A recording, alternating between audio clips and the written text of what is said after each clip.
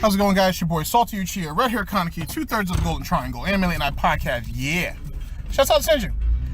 Here to do discussions and speculations for Dragon Ball Super episode 129 and 130. Yeah. So what do you want to see? What do you want to see next week, man? Being that we're down the last two episodes. I just want to see Jiren go all out because I don't think we still really see his full potential yet. Right. So I want to see everything they got. Like some new move from Goku, possibly, maybe. Possible. With the Master Ultra Instinct. I don't know. I want to see Jiren just doing his thing. You know, like I want to say, like his character is kind of like based off of like Shaolin monk, so like I kind of want to see him use like, I don't know, like some alien Shaolin, like fucking martial arts and shit. That would be cool as shit. Oh my god, that's so random. Like, you know, like condensing the energy in his hands, like do like a fucking chop. Oh, we did have that exchange actually in 129 where they kind of gave us that old kung fu type feel when they were going back and forth with the hand to hand. Yeah, I guess I can see your point. I don't know. I guess like with the Ultra Instinct, I kind of like want to see more hand to hand combat. So. Yeah, I don't know if they're gonna have enough time to actually delve into that though. But yeah, it looked like the next episode might be the conclusion. So. Yeah, it might. 131 probably gonna be like a fucking goodbye episode and shit. Either that or they leave us on a cliffhanger. Or that. So, as for myself, I really want to get into... There's kind of two things I really kind of want to get in. I want to really kind of see come out of this episode. One, if he's finally hit like the pinnacle, like if he has completed Ultra Instinct. This one. Yeah. One, how long will it last for? And two, what does it actually do? Like, as I said, I've never been one to say that it's a form. I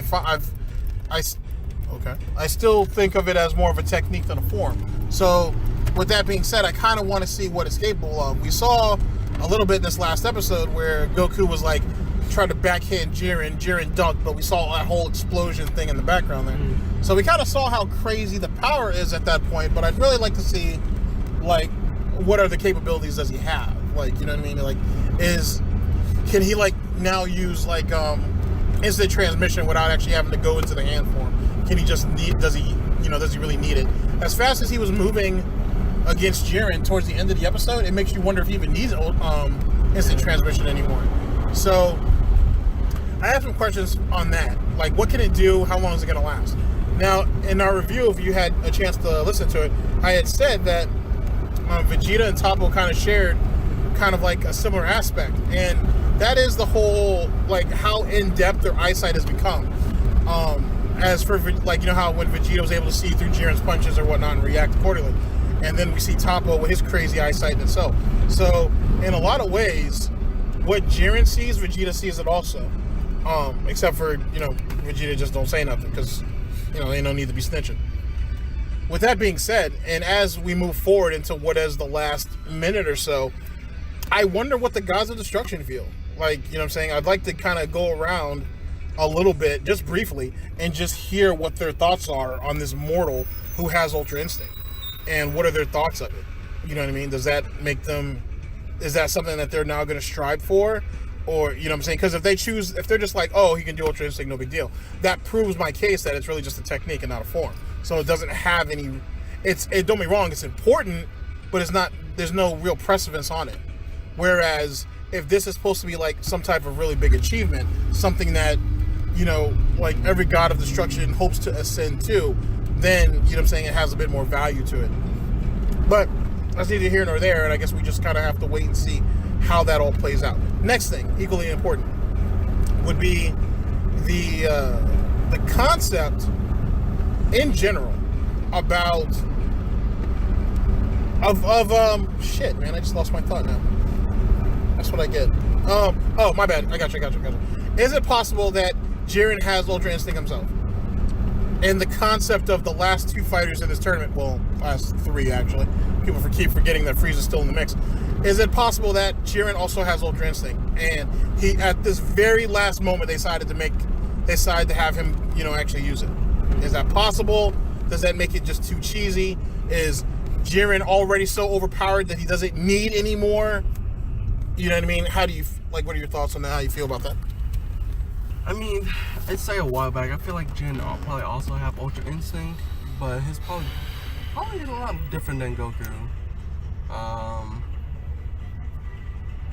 Like, I don't know. I've been saying like maybe he have been using some form of Ultra Instinct all along already, and maybe this is just like him finally releasing all of it. So I mean, it's possible.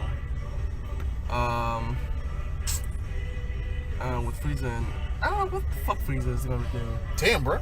I'm sorry, like he's night. He's already out. Sleeping. Alright. But yeah, it's possible that Jiren probably like releasing his, if he does have Ultra Instinct all along, he'll probably release like the full power, and I might get to see fucking Master Ultra Instinct versus, I don't know if he mastered it, to be honest.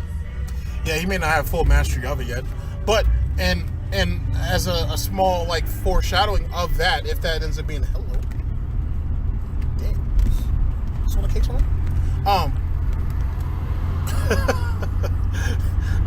A bit of foreshadowing would be when Jiren initially gets hit, and he's kind of looking down at Goku as he's holding his gut, or his midsection, whatever you want to call it. And he looks down at Goku and he's like, I guess I see you you're radiating with all this intensive heat to go ahead and to defeat me. I guess I should go ahead and start to take this a bit more seriously. So that right there might be a prelim, essentially, to him having Ultra Instinct himself. I guess it's just a matter of us sitting down and waiting to see what happens. But the thing is does he really need Ultra Instinct? Like, you know what I'm saying? Like, my thing is the more and more we see Ultra Instinct, the less that I care about it. And even with this current situation now, right? Like, he has like the silverish type whitish hair or whatever the case may be. I still firmly believe that should have gone to Gohan. That should have gone to him, not to Goku. Not necessarily Ultra Instinct, but like that should have been Goku's like combination of like God and mystic form or whatever the case may be. You know, that's what we should have gotten out of that, not giving us this. You know what I mean? Like, they try so hard. Like, it's already bad enough that people don't like some of the development of the characters going on through the series, but then all you're doing is going full circle and turning it the Goku show. Like, the rest of the shit's just filler, if you think about it. Like, then again, like, I can't really blame him, because, like, the last time he tried to make Gohan the main character, you know, when he got death threats. Yeah, but, that's another thing, too. Like, it's hard to say if you could blame American fans for that. I feel like more of the Japanese fans were really at fault with that. But... Oh, damn, it's pointing finger at Japanese fans, bro? I'm sorry, bro. It's just... I didn't send any death threats to Toriyama about that shit. Like, you know what I'm saying? That ain't on me. Like, I didn't do that. I mean, you know. No, keep going straight. But, like, you know what I'm saying? I'm not going to blame any particular type of fan. We're just saying... All we're saying is death threats were made and whatnot, and Goku ended up getting brought back after, theoretically, the mantle should have gone to his son. Like, I was watching this one video, I've been watching a couple of them actually, where we might do a reaction to them, where why Dragon Ball Super sucks and everything like that. There's a couple of there's some gems. There's a lot of videos out, surprisingly enough. There's a couple hundred of them made by different people, but there's some gems in there. There's some really, really great videos that really explain why Dragon Ball Super and everything is a much more superior product. And in truth, and to be honest, I'm not going to go as far as saying that GT, like GT holds any real ground. I'm not going to do all that nonsense. That was a bit much. I'm gonna say that's a bit much, but I will also say that there was good points to be made. There were some very good points, to be honest. So just something to kind of look at moving forward. Are we going to list either? Yeah. All right. So, I mean, like I said, we'll just have to kind of wait and see. Here's the thing: as being that we're down to the last 2 episodes, I would have to be completely honest with all of you, and don't get your expectations high about these last 2 episodes. You're just going to get disappointed. You got to remember, at the very end of the day, like I said, out of all those videos where, you know, that says Dragon Ball Super sucks and so on and so forth, it's a cash grab. That's all it was. Now, am I gonna put GT over Super? Hell no. But I don't know. Like, is it a little bit more original? Did they try to take some risks? Sure, but it's still garbage. But it's still bad. It's still really, really bad. Whereas Dragon Ball Super essentially just built itself off Dragon Ball Z. To be honest with you, it's pretty much what it is. But like I said, GT took some risks. It wasn't very good, but they tried. Just, you know, like they said, it's a cash grab. We had said that from the beginning when we started reviewing this. It's going to be a cash grab. It was only to sell video games and merchandise, and that's what it's done. You know what I mean? That's what it's done. It was the purpose of it. I think a lot of us have gotten caught up in it because it's Dragon Ball Z. You know, I mean, it's Dragon Ball Super.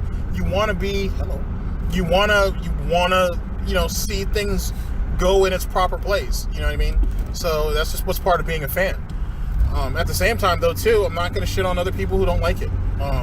But like I said, we're going to launch our new series, Plot Point, as well as bringing back What If. And we're going to talk about the series and a lot of the problems that it had. And it had problems. And how certain people didn't get developed, or some people didn't get enough development, and so on and so forth. You know what I mean? Because a lot of people, and myself included, we pointed out, they made Goku look like a total asshole in the series. You know what I mean? Whereas Vegeta, in making Vegeta a bit more humble, much more of a family man, essentially they made him weaker too.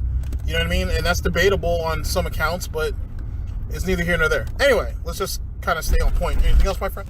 No. Alright guys, so this was discussions and speculations for Dragon Ball Super episode 129 and 130. Thank you very much for listening in. We will see you guys next week because I don't think there's going to be any more hiatuses. We'll see you guys for episode 130, and then we'll see you after that for 131. It's your boy Salty Uchiha for Red Hair Kaneki, as well as Sinju. I'll holler at y'all later. Yep. Peace. Peace. And please, Blizzard, don't nerf Diva. That's funny. I know it's random. That's funny. And we'll see you guys for One Piece. Yeah. That'll be next day we'll see you guys for. Alright, later. Unless we don't have a break.